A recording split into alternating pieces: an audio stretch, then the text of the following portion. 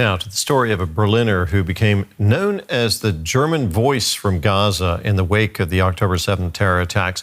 While visiting family, Abed Hassan became trapped in Gaza, unable to leave. For weeks, he endured the Israeli response to the terror attacks. Now, back in Berlin, he uses social media to raise awareness of the plight of Gazans. A note, this report contains distressing images of war. Abed Hassan was born in Berlin, but says Gaza is where he feels he belongs. He was visiting his family there 1 year ago in October when the war began. It was only thanks to his German citizenship that Abed was able to get out of the occupied Palestinian territory. I'm living under the impression to be privileged for being born in Germany. For the most part, the houses of my uncles are bombarded, families torn apart. Nearly in every family, somebody was killed. But you can't do anything to help.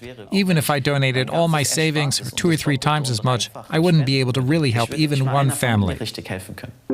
Abed found himself in the middle of ongoing Israeli airstrikes after on October 7, Hamas and other militant Islamist groups attacked Israel. Its military answered swiftly with bombardments and an extensive ground offensive. Abed started to vlog about what he witnessed, and more people followed him on Instagram at a time when on-the-ground reporting from Gaza was rare, especially in German. No matter where you go, the bombs are like a curse. I've just pulled out a woman. She was breathing. She was breathing.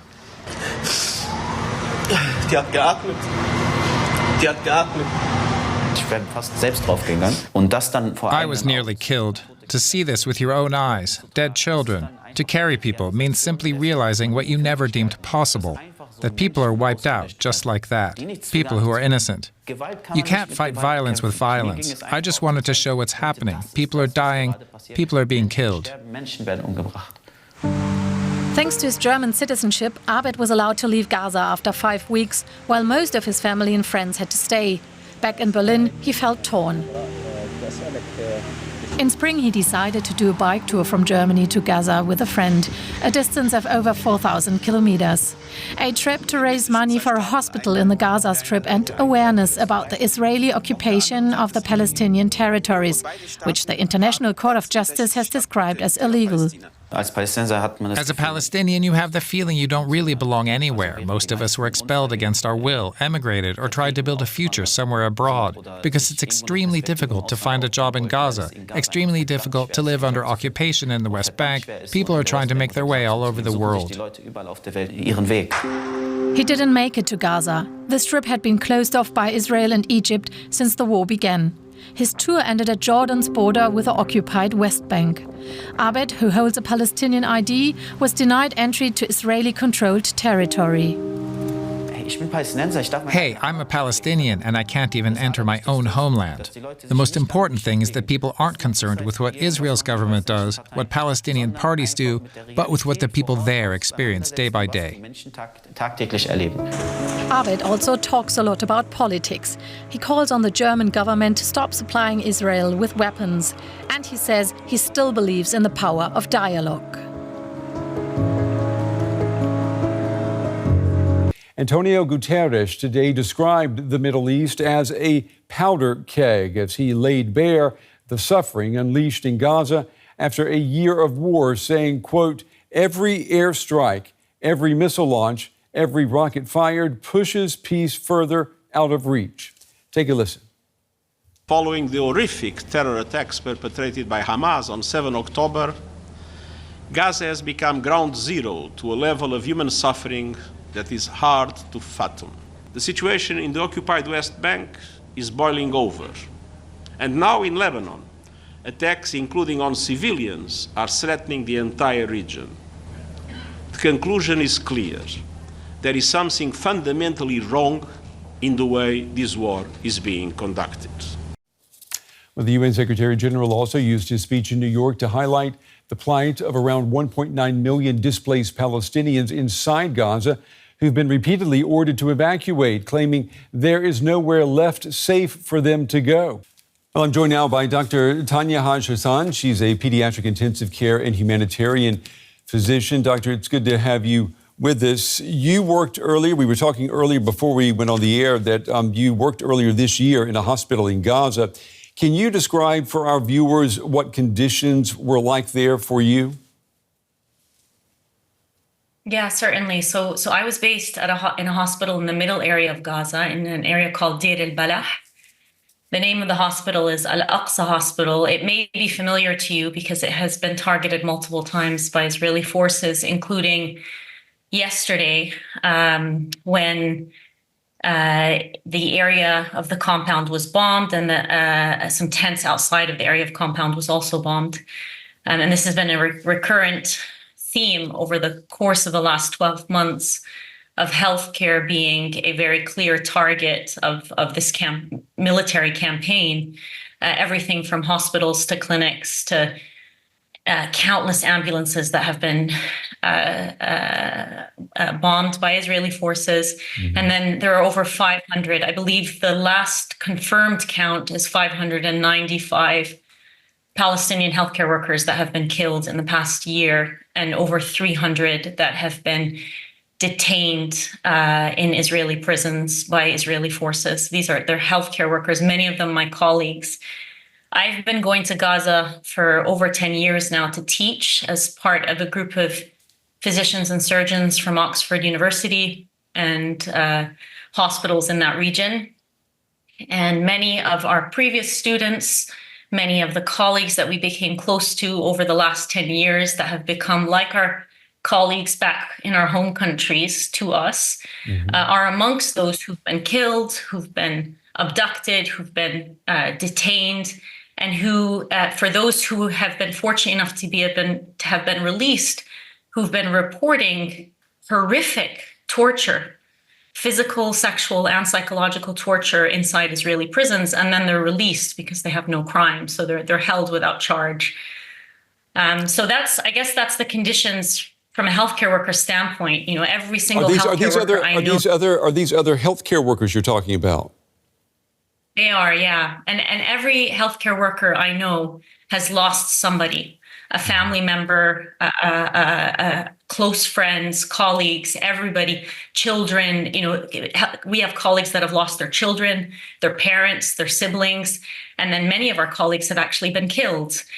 And so that's the condition for healthcare workers. They've been working for 12 months straight, every single day. And then I want to describe to your viewers what they're seeing in their working conditions. When I was there, every few hours, we'd get a mass casualty coming into the emergency department. I'm a pediatric intensive care physician, which by definition means I normally respond to level 1 traumas. And I've been doing humanitarian work for a long time. Nothing can prepare you for Gaza. It's massacre after massacre, entire families coming in, you know, a father barefoot, covered in soot, screaming the names of his children, only to find out that none of them were retrieved alive from the rubble. A child, one of the children I cared for, half of his face and neck blown. You can see that, you know, the very vital structures in his neck are actually visible. Fortunately, they weren't damaged, so he survived. But calling the names of his family, and we didn't have the heart to tell him that both his parents and all of his siblings had been killed.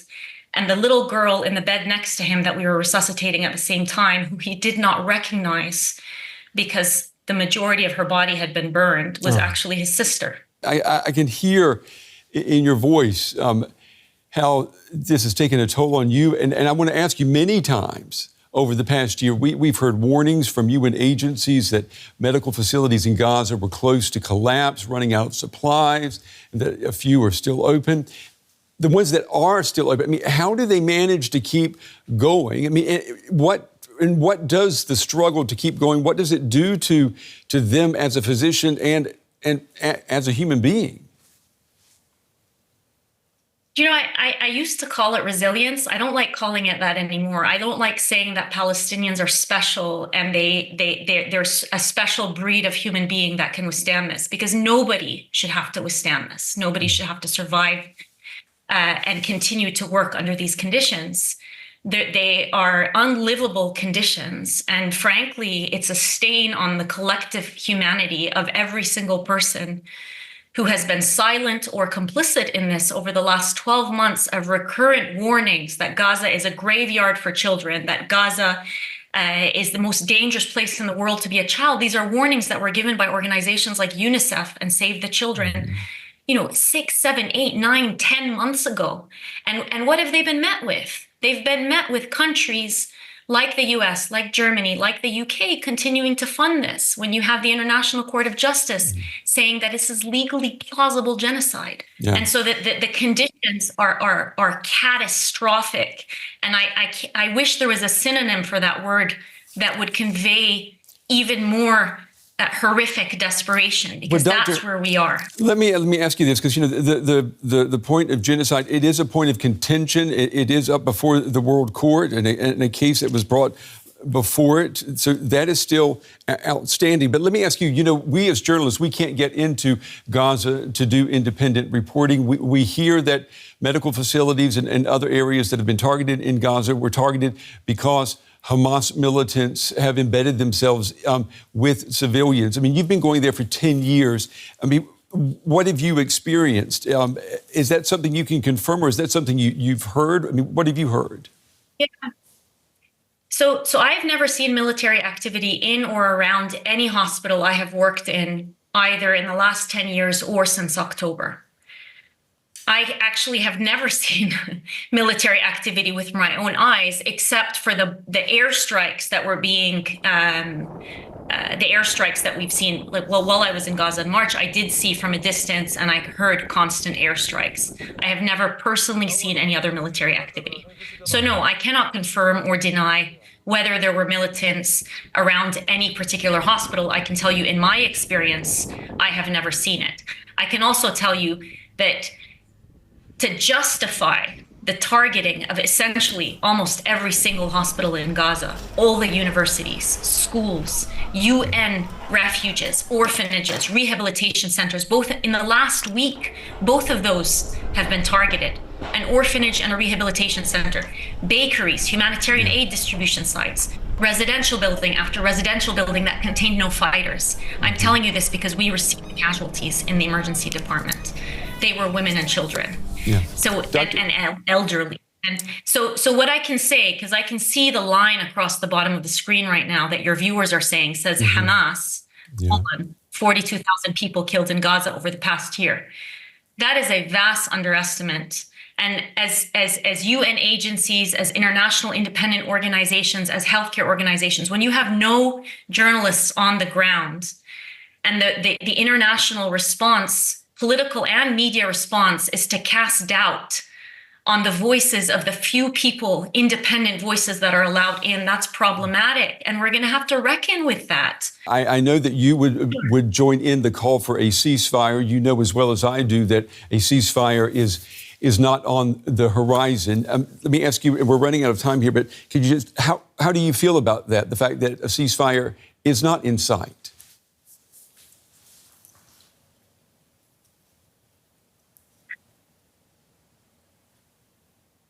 In all honesty, like I'm someone who has dwindling faith in humanity, and I have struggled the past month. I've struggled the past months actually, because I'm watching the world react in ways that are so contrary to the principles of what I thought were shared principles of humanity, particularly countries that have committed atrocities in the past that know better.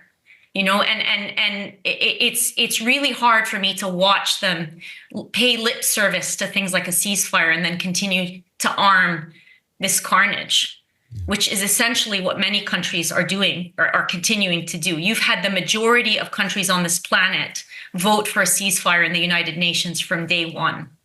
And then you have a handful of countries that have continuously, consciously obstructed that process. And then you have negotiators, people who were working towards a ceasefire who now have been assassinated. So I don't know what to tell you. I'm not a politician. I do want to see an end to this because I'm a physician, and the principles of medicine say prevention is so much better than cure. We know that. And that's particularly in a case like this, where really healthcare workers can do very little. The children that I worked very hard to keep alive when I was there in March are either dead, ill, injured, maimed, or at risk of all of those things. And they're all malnourished to some extent. And I don't know where they're living. They were discharged from the hospital into a Russian roulette of 1,000 ways they could be killed, whether it's starvation, dehydration, disease, another bombing, another strike. Okay. So for me to watch this process be prolonged, I don't know how these people who obstruct options for a solution, I don't know how they sleep at night, to be honest. And it's really frustrating for people who've spent their entire career learning how to preserve human life. Doctor, unfortunately, we're out of time, but I know it's not easy for you, and we appreciate you taking the time, despite that, to share your thoughts with us. Dr. Tanya Haj-Hassan, and you're certainly doing very important work, and we applaud you for your work to help innocent human beings. Thank you. Khaled Elgindy is a senior fellow at the Middle East Institute, where he directs the program on Palestine and Israeli-Palestinian affairs. It's good to have you with us this evening. The war in Gaza, it has entered now its second year. What do you think it will take to end the fighting? Yeah, I mean, at this point, I'm not even sure we can continue to call it a war. I mean, of course, it is a war, but it's so much more than that when we look at the almost complete annihilation of an entire society. I think what it will take to end this is serious pressure on Israel. At this point, while you have a situation really where you have two extremist political leaderships, one in Hamas and the other in Israel. But of course, one has far more firepower than the other. And it's pretty clear at this point that Benjamin Netanyahu and his extremist coalition would very much like to continue this war indefinitely, and in fact are expanding it now to Lebanon and perhaps elsewhere in the region. Do you see that pressure coming from the United States? No, I don't. I think what the lesson that we've learned over the last year is that this Biden administration doesn't really have any red lines at all, either in terms of human suffering or material costs, or frankly, even to its own regional interests, because now we're at a stage, we're right on the brink of precisely the thing that President Biden has tried to avoid for a year, and that is all-out regional war. The war has already expanded in full force into Lebanon, which is now being subjected to a similar kind of bombing campaign and mass displacement there as well. So the Biden administration doesn't have any real political will when it comes to Israel. Why do you think that? Why do you think that is? Why do you think that is? Well, I think, I think lots of things. I think it has to do with the president himself, who is kind of loath to use any kind of pressure or to publicly criticize Israel. Despite the many warnings that we've been hearing for the past year about numerous and egregious violations of international law, this administration does not like to put pressure for domestic political reasons, for ideological reasons, and we're now less than a month away from a U.S. election. So there are also domestic political reasons. But at the end of the day, there's really only the president of the United States can bring this to an end.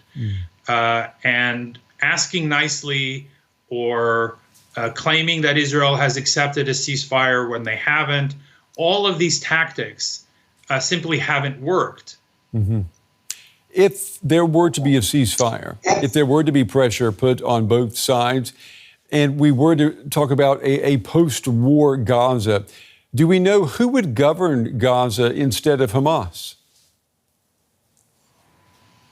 Well, we don't actually, because we don't know what, if anything, will be left of Gaza. It's not even clear that Gaza will be inhabitable by 2 million people. I suspect that if and when the bombing and death and destruction come to an end, there will be probably a large exodus of people from Gaza, because all of the main institutions and infrastructure that supports basic life has been destroyed. Mm-hmm. There are no hospitals, or most of the hospitals have been destroyed. There are no universities left. Most of the schools have been damaged or destroyed. Most of the water sanitation, all of these things that can sustain life have been annihilated. So what kind of Gaza will remain? I think the other reason that there's so much uncertainty is the Israelis don't have a clear vision, either for ending the war or for what comes after. So they've ruled out any possibility, of course, of Hamas returning to power, but they've also ruled out the Palestinian Authority.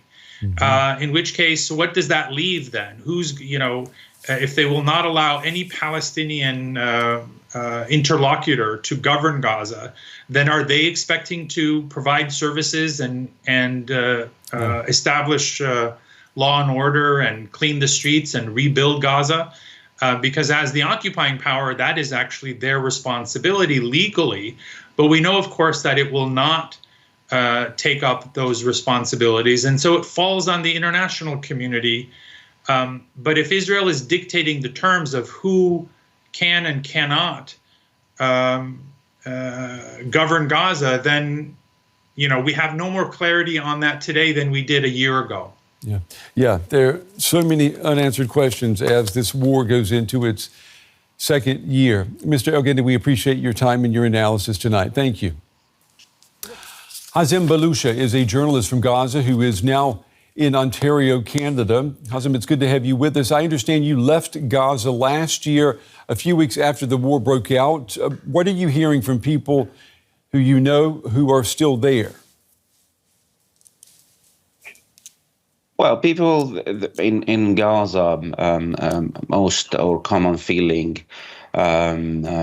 is frustration and disappointment and